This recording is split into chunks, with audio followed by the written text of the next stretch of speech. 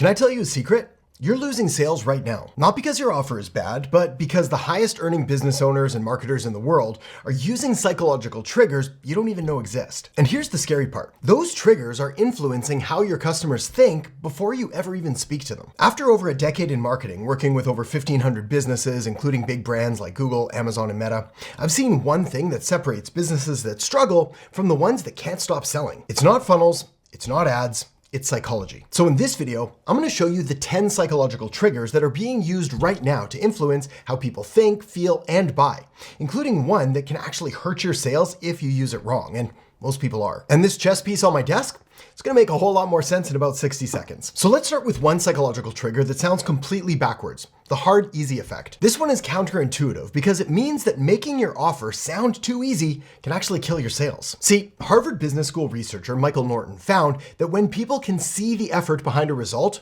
they value it significantly more, even when the outcome is identical. This is why a handcrafted table costs more than a factory-built one.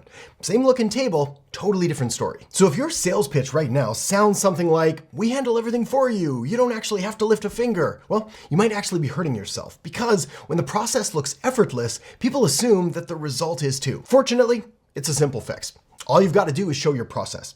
Walk them through the research, the strategy, the testing. Let them see the complexity behind what you do. Because when they see the work, they believe the value. And think about this chess piece. If I just handed it to you and said, "That'll be $50, please," you'd laugh. But if I told you that this piece was hand carved from a single piece of obsidian that took over 40 hours to make, well, now it feels a whole lot more interesting and definitely a whole lot more valuable, even if you're not in the market for hand carved chess pieces. Either way, same looking piece, but totally different perception. That's the hard, easy effect. Psychological trigger number 2, pre-suasion. And this one is about winning the sale before you ever even open your mouth. Robert Cialdini, the psychologist who wrote the book on influence, spent 30 years studying this. And one of his most fascinating findings was that when researchers placed achievement-related images on a wall before asking people for help, images just like these ones, those people were 60% more likely to say yes to the exact same request. Think about what that means. The environment that you create before the conversation even starts is already shaping the answer that you're going to get. So if you're jumping straight into sales calls without priming the person first, you're fighting uphill for no reason. Luckily, there's a few things that you can do here to make the sale just a whole lot easier. Things like a case study sent 24 hours before the call, a pre-call questionnaire that gets them thinking about their problems, even the images on your website. All of this is pre-suasion, and it's happening whether you're designing it intentionally or not. The only question is whether it's working for you or against you. Number 3, commitment and consistency. This one also comes from Cialdini, and it might be the most powerful principle on this entire list. Here's the core idea. Once someone commits to something, even something small, they feel compelled to stay consistent with that commitment. Their brain just won't let them go back on the previous decision they made. There's a classic study here where researchers asked homeowners to put a small sticker in their window supporting a cause. Pretty much everybody said yes. I mean, it's just a small sticker after all. 2 weeks later, a different team came back and asked the same homeowner to put this massive ugly sign in their front yard for the same cause. Here's where it gets interesting, because the people who'd agreed to the sticker before were 4 times more likely to say yes to the big ugly sign, because saying no would have felt inconsistent with who they'd already shown themselves to be. So the application is this. Stop asking for the big yes right away. Start with smaller micro commitments. Get them to say yes to something small, like a free audit or a quick questionnaire, or even asking a simple question on the call like, "Does that make sense?" Each small yes makes the big yes feel like the only logical next step. Number 4, the decoy effect. And this is one of the sneakiest pricing strategies in all of psychology. Here's how it works. When you offer 2 options, people just compare them against each other. But when you add a third option that's clearly worse than one of the other ones, it makes the option that you actually want them to choose look like a no-brainer. That sounds confusing though, so let me show you what I mean. The most famous example comes from Dan Ariely's research on The Economist. They tested 3 subscription options: online only for $59, print only for $125, and print plus online also for $125.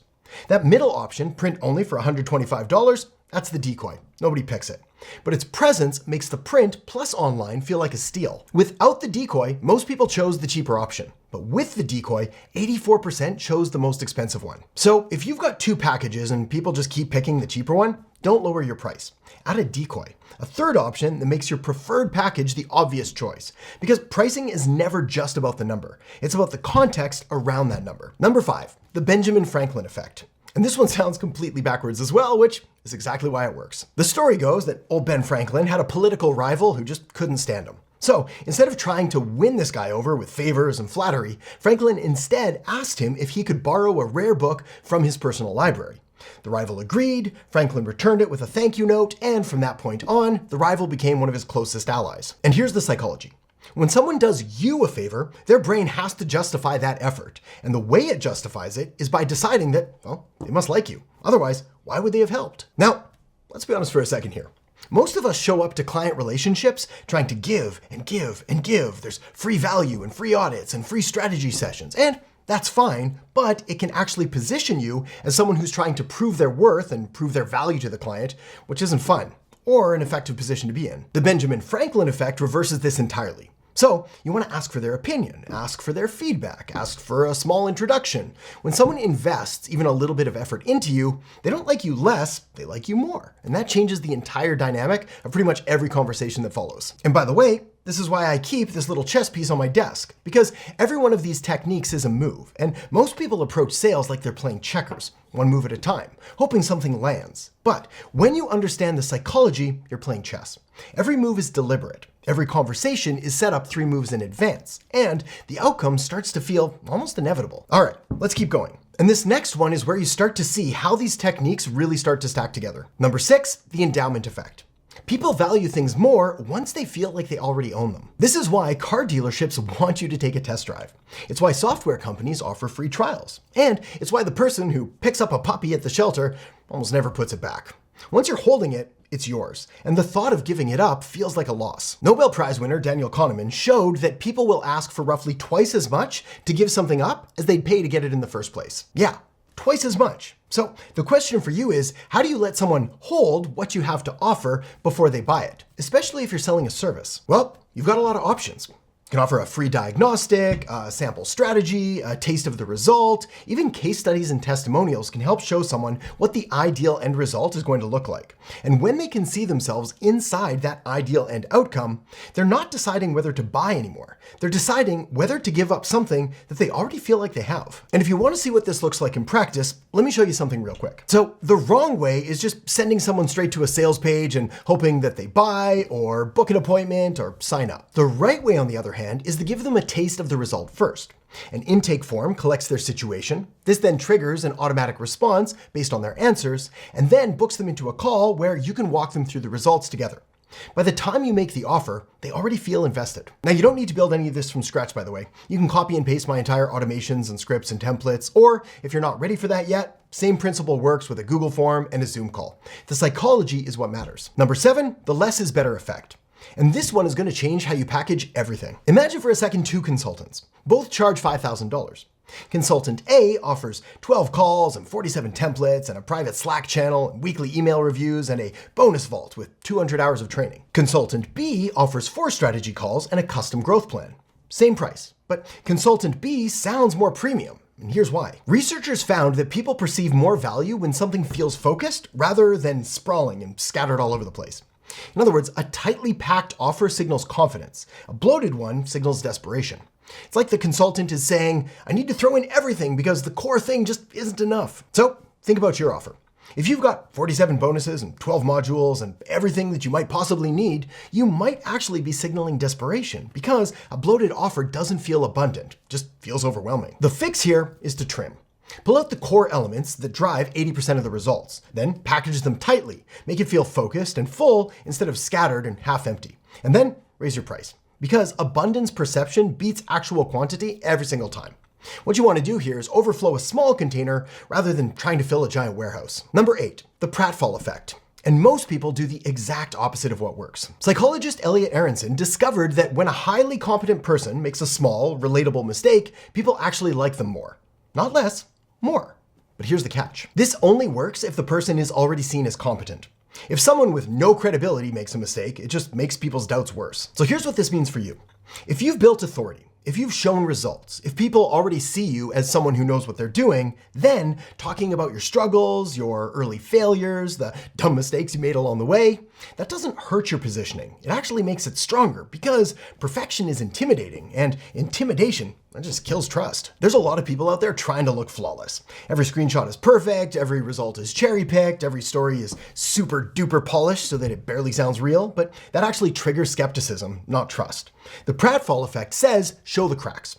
It makes the rest of the armor look stronger. Unless, of course, you're just getting started, in which case, save this one for later. Number 9, omission bias. And this explains why your potential clients often do absolutely nothing, even when they clearly need help. Psychologist Jonathan Barron found that people would rather do nothing and risk a bad outcome than take action and risk being responsible for that bad outcome, even when the math clearly says that acting is the smarter choice. So, for example, a business owner knows their marketing isn't working. They can see their competitors pulling ahead, but instead of investing in a fix, they just wait.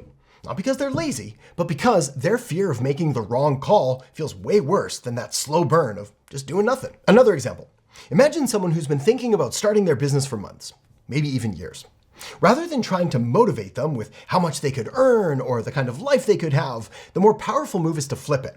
Even if, for example, they'd only make an extra $2,000 a month. Well, that means every month they don't start, they're losing $2,000. That's $24,000 a year just sitting on the table. And that number only goes up the longer they wait. All of this means that the most powerful thing you can do here is make inaction feel expensive. Don't just sell the dream of what they're going to get, show them what they're losing right now just by waiting and doing nothing. Now, doing nothing has a price tag. And suddenly your service looks like a bargain compared to the cost of standing still. Okay, psychological trigger number 10, the peak end rule. And I saved this one for last on purpose because it ties everything together. Daniel Kahneman, same researcher behind the endowment effect, found that people don't judge an experience by the average of every single moment put together.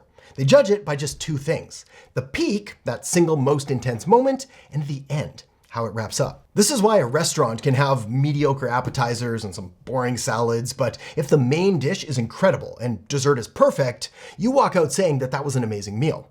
You don't average the entire experience. You remember the high point and the last point. This is important because it applies directly to your sales process, to your content, to your onboarding, to everything. Your clients won't remember every email, every call, every single touch point.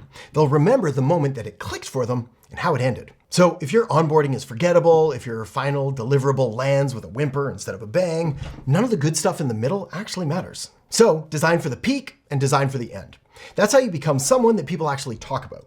That's how you turn one client into 10 without spending $1 on ads. Now, before you go out there and start using all 10 of these, I've got 3 important warnings. Warning number 1, psychology without empathy is manipulation, and people can smell it. If you're using these to trick people into buying something they don't need, it will backfire on you every single time, so don't do that. Warning number 2, these don't replace a good offer. If what you're selling doesn't actually solve a problem, no amount of psychology is going to save you. I mean, you might get the first sale, but you're never going to get the referral. And the referral is where the real money lives. Warning number 3, and this is the one that most people skip right past. Most people are going to watch this, they're going to feel inspired for about 20 minutes, and then go right back to doing exactly what they were doing before. But the people who actually win with this stuff are the ones who pick 2 or 3 of these and actually implement them this week. Not next month, not when everything feels ready, this week. And that brings me back to this chess piece. Because here's the thing that nobody wants to say out loud. If you've been thinking about starting your business, or you've started but you're still figuring out how to get clients consistently, it's probably not because you need more information. It's because you haven't learned the psychology behind why people actually buy. So the question isn't which of these techniques should I use? The question is, are you going to keep collecting ideas or are you going to actually use them? Now, everything I just walked you through, all 10 of these techniques, I use a simple piece of software called High Level to put them into action. And you don't have to be technical to set it up. If you can send an email, you can do this. Most of the heavy lifting is actually already done, so you're just customizing, not building from scratch. So if you want to copy and paste my exact marketing system, I'll give you extended access and show you how I've set mine up. When you start your trial through the link below, here's what unlocks. Done for you high-level snapshots, a 90-day implementation roadmap, word-for-word scripts, and private access to my insiders community.